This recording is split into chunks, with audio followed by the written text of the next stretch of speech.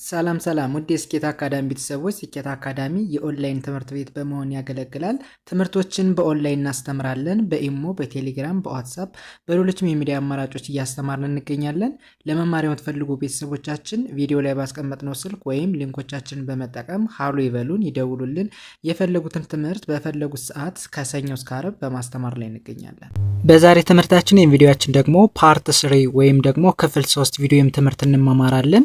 እንግዲህ አምስቱ አናባቢዎች ከተለያዩ ተነባቢዎች ጋር ሲመጡ እንዴት ይነበባሉ የሚል ተከታታይ ቪዲዮ ነው እየተማማርን የምንገኘው። ሰው ዛሬ አይ በተባለችው ቫውል ወይም ደግሞ አናባቢ ከተለያዩ ተነባቢዎች ጋር ስትመጣ ምን አይነት ድምፅ አላት፣ እንዴት እናነባለን የሚል ትምህርት ወይም ቪዲዮ እንማማራለን። ከዚህ በፊት ኤ ኢ ኦ ተብሎ በሚጠሩት አናባቢዎች ተመምረን ነበር። ዛሬ ደግሞ በአይ እናያለን ማለት ነው። አይ በተባለችው ቫውል ወይም ደግሞ አናባቢ ከተለያዩ ተነባቢዎች ጋር በምትመጣበት ጊዜ በምን አይነት መንገድ ማንበብ እንችላለን የሚል ትምህርት ወይ ቪዲዮ እንማማራለን ማለት ነው። ኦኬ እንግዲህ ከዚህ ጋር የምታዩቸው በአጭር ድምፅ የሚነበቡ ናቸው። አይን በአጭር ድምፅ ጊዜ እንዴት ማንበብ እንደምንችል ነው። ከዚህ ጋር ደግሞ በረጅም ድምፅ ጊዜ አይ ምን አይነት ድምፅ አለው እንዴት እናነባለን የሚለውን የምንማማር ይሆናል ማለት ነው። ኦኬ ሶ ከአጭር ድምፅ ወይም ደግሞ ሾርት ሳውንድ ብለን ከምንጠራው ስንጀምር ከመጀመሪያው ስንጀምር የመጀመሪያው ምን ተብሎ ይነበባል ወደሚለው ስንሄድ ኦኬ መጀመሪያ መያዝ ያለባችሁ ደብሊው እና አር በተከታታይ ሲመጡ ደብሊው ምን እንደማትነበብ ወይም ደግሞ ሳይለንት እንደሆነች ማወቅ ይኖርብናል ማለት ነው። ስለዚህ ደብሊው ሳይለንት ነች ወይም ደግሞ አትነበብ። ደብሊውን እናልፍና ወደዚህ እንሄዳለን። ሶ ይቺ ማነች? አይ ነች። ይቺ አር ነች። ሶ አር አይን ምን ብለን እናነባለን? አይ በአጭር ድምፅ ጊዜ ኢ ሚል ድምፅ አለው ወይም ደግሞ ኢ ተብሎ ይነበባል። ስለዚህ አር አይን ሪ ብለን እናነባለን። ሪ ስንል ኢ ሚል ድምፅ በውስጥ ታዋቂነት አለ ማለት ነው። ለምን? አይ ኢ ተብላ ስለምትነበብ ማለት ነው። ስለዚህ አር አይን ሪ ብለን እናነባለን። ቲቲኢ በአንድ ላይ ት ሚል ድምፅ አለው። ት የመጨረሻዋ ኤን ን ተብላ ትነበባለች። ስለዚህ በቀላሉ ምን ብዬ ማንበብ ቻልኩ? ሪ ት ን ሪትን ተብሎ ይነበባል። ከዚህ ጋር በአማርኛው ሪትን ይላል። ሪትን ማለት መጻፍ ማለት ነው፣ ወይም ደግሞ የተጻፈ ነገር እንደማለት ነው። ኦኬ ወደ ሁለተኛው ስንሄድ በተመሳሳይ ኤም አይን ምን ብዬ አነባለሁ? አይ ኢ ሚል ድምፅ አለው ብያለሁ አይደለ? ስለዚህ ኤም አይን ሚ ብዬ ነው ማነበው። ሚ ስንል ኢ ሚል ድምፅ በውስጥ ታዋቂነት አለ ማለት ነው። ስለዚህ ኤም አይን ሚ ብለን እናነባለን። ኦኬ ኤክስ ኢ ኤክስ እና ኢ በአንድ ላይ ክስ ሚል ድምፅ ነው ያላቸው። ክስ። ኦኬ ዲ ድ ተብሎ ይነበባል። በአንድ ላይ ሳነበው ሚ ክስ ድ ሚክስድ ብዬ አነባዋለሁ። ከዚህ ጋር ምን ይላል? ሚክስድ ማለት ቅልቅል ወይም ደግሞ የተዋሃደ ነገር እንደማለት ነው። ኦኬ ወደ ሶስተኛው ስንሄድ በተመሳሳይ ኤል አይን ሊ ብዬ አነባለሁ። ለምን? አይ ኢ ሚል ድምፅ ስላላት ማለት ነው። ስለዚህ ኤል አይን ሊ ብዬ አነባለሁ። ቪ አይን እንደ ቪ አነባለሁ ወይም ደግሞ ቪ ሚል ድምፅ አለው። ኦኬ ከዛ ኤን ጂ ባንድ ላይ ግ ተብሎ ነው የሚነበበው። ከዛ ሙሉን ሳነበው ሊ ቪ ግ ሊቪንግ ተብሎ ይነበባል። ሊቪንግ ማለት ምን ማለት ነው? መኖር እንደማለት ነው። ኦኬ ወደሚቀጥለው ስንሄድ ከዚህ ጋር ሁለት ተነባቢዎች ናቸው በተከታታይ የመጡት። ስለዚህ ለየብቻ ነው የምናነባቸው። ኤስን ለብቻዋ ስ ብዬ አነባለሁ ወይም ደግሞ እንደ ስ ትነበባለች። ቲ አይን ቲ ብዬ ነው ማነበው፣ ምክንያቱም አይ ኢ ሚል ድምፅ ስላላት ቲ አይን ቲ ይላለሁ። ኤል በአንድ ድምፅ ል ተብሎ ይነበባል። ኦኬ ሙሉን ሳነበው እስ ቲ ል እስቲል ተብሎ ይነበባል። እስቲል ማለት በአማርኛው አሁን ማለት ነው፣ ወይም ደግሞ አሁን ያለ ነገር ወይም ደግሞ እስካሁን ያለ ነገር እንደማለት ነው። ኦኬ ወደዚህኛው ስንሄድ በተመሳሳይ ኤስ አይን ምን ብዬ ላንብበው?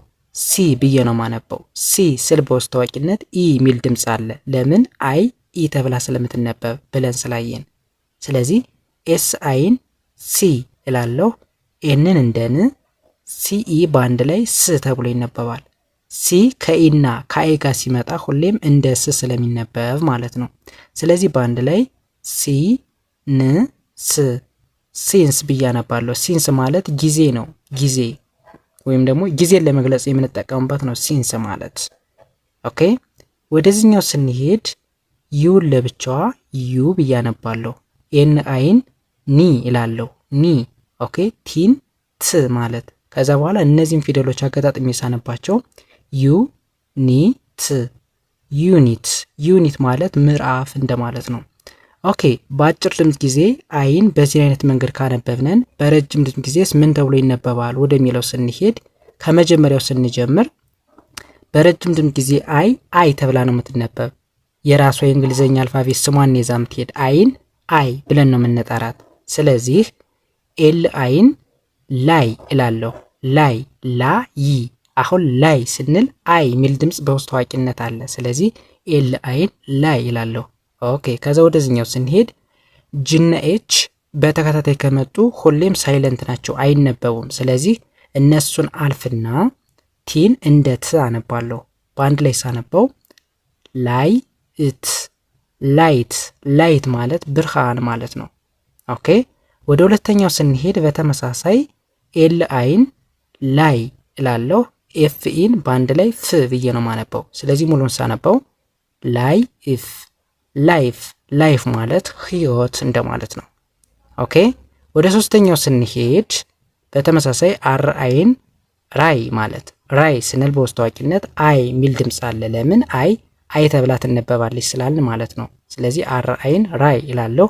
ጅነ ኤች በተከታታይ ሲመጡ አይነበቡም፣ ሳይለንት ናቸው ብለናል። ስለዚህ ጅነ ኤችን እናልፍና ቲን እንደ ት በአንድ ላይ ሳነበው ራይ እት ራይት። ራይት ማለት መብት ማለት ነው። ኦኬ ወደዚህኛው ስንሄድ በተመሳሳይ ኤን አይን ናይ እላለሁ ወይም ደግሞ ናይ ተብሎ ይነበባል። ኦኬ ጅነ ኤች ምንድን ናቸው ብያለሁ? በተከታታይ ሲመጡ ሳይለንት ናቸው ወይም ደግሞ አይነበቡም ብለናል። ስለዚህ ጅነ ኤችን አልፋለሁ። ቲን እንደ ት አነባለሁ። በአንድ ላይ ሳነበው ናይ እት ናይት ተብሎ ይነበባል። ናይት ማለት ምሽት እንደማለት ነው። ኦኬ ወደዚህኛው ስንሄድ በተመሳሳይ ኤም አይን ማይ ብዬ አነባለሁ ወይም ደግሞ ማይ የሚል ድምፅ አለው። ጅነ ኤች ምንድን ናቸው? አይነበቡም፣ ሳይለንት ናቸው። በተከታታይ ሲመጡ አይነበቡም ብለናል።